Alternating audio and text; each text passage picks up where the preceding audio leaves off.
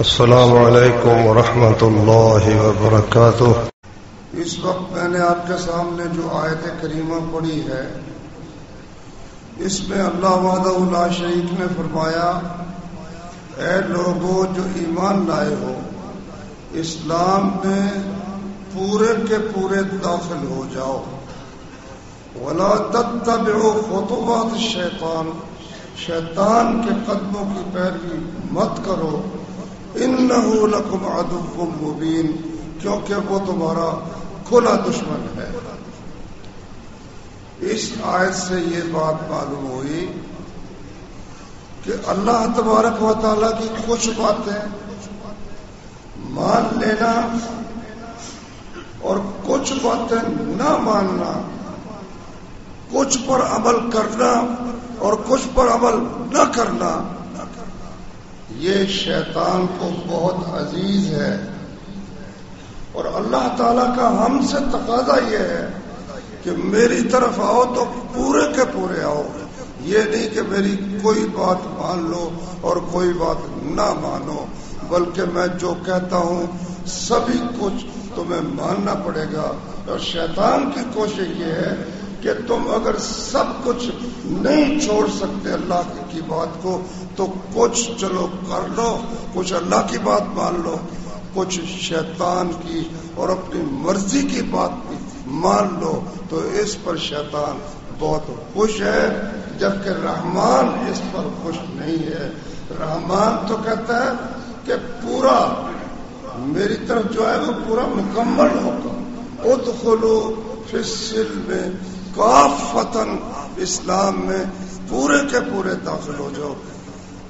جیسا کہ اللہ تعالیٰ نے اہل کتاب کے متعلق فرمایا، یہودی اور عیسائی جو لوگ تھے ان کے متعلق فرمایا، افتؤمنون ببعض الکتاب وتکفرون ببعض، کیا تم کتاب کے کچھ حصے پر ایمان لاتے ہو اور کچھ کے ساتھ کفر کرتے ہو؟ فما جزاء من یفعل ذلک منکم الا خزی فی الحیاۃ الدنیا، جو شخص یہ کام کرے کہ اللہ کی کتاب کے کچھ حصے پر عمل کرے اور کچھ پر عمل نہ کرے، اس کی جزا اس کے سوا کیا ہے؟ الا خزی فی الحیاۃ الدنیا، دنیا کی زندگی میں رسوائی اور ذلت، ویوم القیامت یردون الی اشد العذاب، اور قیامت کے دن سخت ترین عذاب کی طرف اس کو لوٹایا جائے گا اور اس میں مبتلا کیا جائے گا۔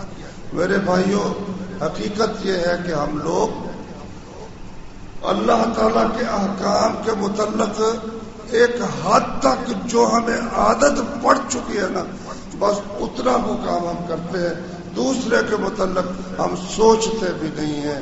ہمارے نام ہمارے والدین نے محمد، احمد، عبداللہ، عبد الرحمن یہ رکھ دیے، شکر ہے الحمدللہ مسلمانوں والے ہمارے نام ہیں۔ اس کے بعد سب سے پہلا فریضہ اللہ کی توحید اور نبی کریم صلی اللہ علیہ وسلم کی رسالت کے اقرار کے بعد سب سے پہلا فریضہ وہ نماز ہے۔ میرے بھائیوں، اب نماز کے متعلق ہماری جو حالت ہے اس پر آپ خود ہی غور کر لیں۔ مسجدیں، بازار بھرے ہوئے ہیں، دکانیں بھری ہوئی ہیں، نماز کا وقت اعلان ہوتی ہے، آپ مسجد میں جائیں، 10 آدمی ہوں گے، 15 ہوں گے، 20 ہوں گے، اور ہزاروں کی تعداد میں مسلمان کہلانے والے وہ اپنی دکانیں کھول کر اسی طرح کاروبار میں مصروف ہوں گے۔ میرے بھائیوں، بہت شور ہے اس بات کا، دیکھو جی مسلمانوں کی کیا حالت ہو گئی۔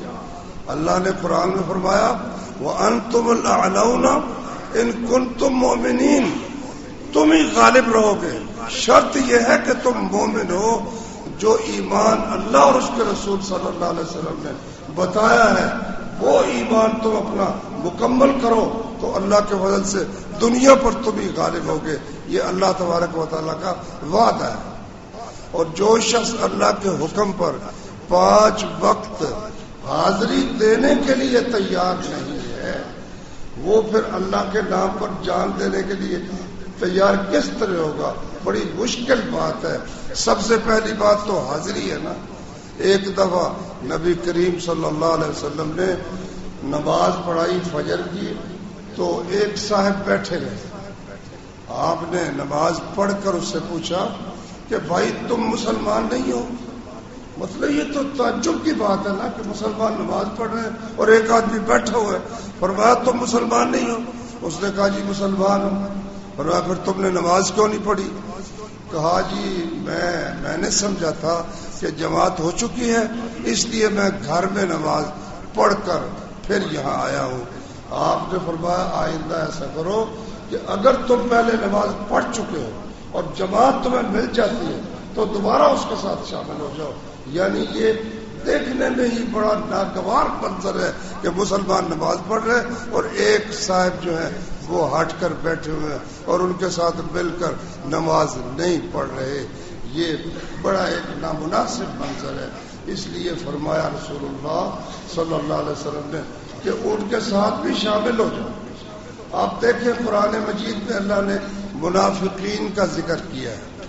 منافق اس وقت کے منافق وہ تھے جو دل سے نبی کریم صلی اللہ علیہ وسلم کو نبی نہیں مانتے تھے، لیکن حالات کی مجبوری کی وجہ سے کلمہ پڑھ کر مسلمان ہو گئے تھے۔ لیکن اللہ نے ان کی نشانی بتائی ہے، فرمایا ان المنافقین یخادعون اللہ وهو خادعهم، فرمایا یہ منافق اللہ کو دھوکہ دیتے ہیں حالانکہ دھوکہ ان سے خود ہو رہا ہے۔ وَإِذَا قَامُوا إِلَى الصَّلَاةِ قَامُوا كُسَالَىٰ، نماز کے لیے کھڑے ہوتے ہیں تو سستی سے کھڑے ہوتے ہیں۔ يُرَاءُونَ النَّاسَ، لوگوں کو دکھاوا کرتے ہیں۔ وَلَا يَذْكُرُونَ اللَّهَ إِلَّا قَلِيلًا، اور اللہ کا ذکر نہیں کرتے مگر بہت کم۔ سوچنے کی بات یہ ہے کہ منافق ہو کر دل سے اللہ کے نبی کو نبی نہ مانتے ہوئے مسجد میں آ کر وہ نماز کیوں پڑھتے تھے؟ اس لیے کہ اگر نماز نہ پڑھی ہمیں ملت مسلمہ میں شمار نہیں کیا جائے گا۔ اس لیے اپنے اسلام کا ثبوت دینے کے لیے مسجد میں آ کر وہ لوگ نماز پڑھنے پر مجبور تھے، اس کے بغیر ان کو مسلمان سمجھا نہیں جاتا تھا۔ اس لیے میرے بھائیوں، حقیقت یہ ہے کہ نبی صلی اللہ علیہ وسلم نے صحیح مسلم میں حدیث ہے بین الرجل و بین الشرک والکفر ترک الصلاۃ، بندے کا اور کفر و شرک کا فرق جو ہے نا وہ نماز کا ہے۔ نماز ترک کر دی تو اس کا نام اسلام سے کٹ کر دوسری طرف چلا گیا۔ اس لیے یہ کوئی معمولی بات نہیں ہے۔ اب آپ لوگوں نے ماشاءاللہ قربانیاں کرنی ہیں، اللہ تعالیٰ سب کی قربانیاں قبول فرمائے۔ لیکن دیکھیں، اگر آپ نے مثلا بڑا جانور کیا ہے، اونٹ کر رہے ہیں یا گائے کر رہے ہیں، اور ایک آدمی آپ کے ساتھ ایسا شریک ہے جو نماز پڑھتا ہی نہیں ہے، تو آپ خود سوچ لیں کہ اللہ تبارک و تعالیٰ کو اپنی توحید اور اپنے نبی کی رسالت کے بعد سب سے زیادہ جس بات پر اصرار ہے وہ ہے نماز۔ وہ تو پڑھتا نہیں اور قربانی ماشاءاللہ کر رہا ہے، تو ایسا نہ ہو کہ اس کی نحوست کی وجہ سے آپ کی قربانی بھی ضائع نہ ہو جائے۔ اس لیے ایسے لوگوں کے ساتھ مل کر قربانی کرنا جو نماز نہیں پڑھتے، یہ اپنی قربانی خطرے میں ڈالنے والی بات ہے کہ اللہ تعالیٰ ناراض ہو کر کے دیکھو تم نے ایسے لوگوں کے ساتھ مل کر قربانی میرے راستے میں کی ہے، جبکہ میں قرآن میں کہتا ہوں قل ان صلاتی و نسکی و محیای و مماتی للہ، کہہ دے نبی میری نماز، میری قربانی اور میری زندگی اور میری موت اللہ کے لیے۔ اور اللہ نے فرمایا انا اعطیناک الکوثر فصل لربک وانحر، ہم نے اے نبی آپ کو کوثر عطا کی ہے، اپنے رب کے لیے نماز پڑھ اور قربانی کر۔ نماز پڑھ والا کھاتا ہی کوئی نہیں اور صرف قربانی والا ہے تو وہ اللہ تبارک و تعالیٰ کیا کس طرح قبول ہو سکتی ہے؟ اس لیے اس بات کا خاص خیال رکھیں، اپنے ساتھیوں کو آج ہی قربانی کرنے سے پہلے ان سے وعدہ لیں کہ بھائی میں آئندہ پابندی کے ساتھ نماز پڑھوں گا، ورنہ ان کو اپنے شرکت سے الگ کر دے، بھائی تم نے نماز نہیں پڑھنی، ہماری قربانی کو بھی برباد نہ کرنا، یہ ان کو خوب کھول کر سنا دے۔ ہو سکتا ہے کہ آپ کے اتنے سے کام سے اللہ اسے آگے نمازی پڑھنے کی توفیق عطا فرما دے۔ اللہ تعالیٰ کے لیے یہ کچھ مشکل نہیں ہے، اس لیے بے نماز ساتھی جن لوگوں کے ساتھ شریک ہیں ان کو توبہ کی تلقین کرے کہ توبہ کرو، نماز چھوڑنے سے وعدہ کرو، اور اس کے بعد ٹھیک ہے ان کو اپنے ساتھ شامل کر لیں۔ اور دوسری بات یہ ہے کہ نبی صلی اللہ علیہ وسلم نے جو فرمایا کہ جس شخص کا قربانی کا ارادہ ہو وہ چاند دیکھنے کے بعد اپنے بالوں اور ناخنوں میں سے کوئی چیز نہ کتروائے۔ اب کئی بھائیوں نے، کئی عزیزوں نے وہ ماشاءاللہ یہ 9-10 دن اپنی داڑھی کے بال کوئی نہیں منڈوائے نہ کٹائے ہیں، رونق بنی ہوئی ہے چہروں پر۔ اچھا، کیا ان 10 دنوں کے لیے اللہ کے نبی کا حکم ہے؟ یہ حکم تو ساری زندگی کے لیے کہ اپنی داڑھیوں کو معاف کر دو، جس حالت پر ہے ان کو چھوڑ دو، اللہ نے یہ تمہارے لیے مردوں کے لیے زینت بنائی ہے۔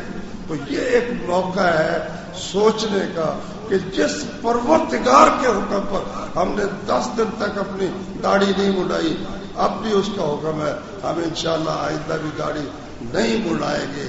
یہ ایک موقع ہے اپنے آپ کو اس کام پر آمادہ کرنے کا۔ اللہ تعالیٰ بھائیوں کو اس کی بھی توفیق عطا فرمائے۔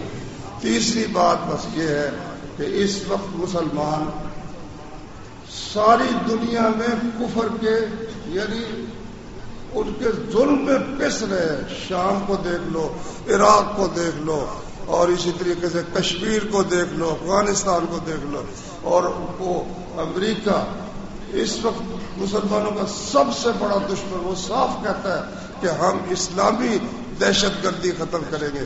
اسلامی دہشت گردی کا صاف مطلب جہاد فی سبیل اللہ ہے۔ تو یہ خطرہ ہے ہمارے ملک کے لیے بھی۔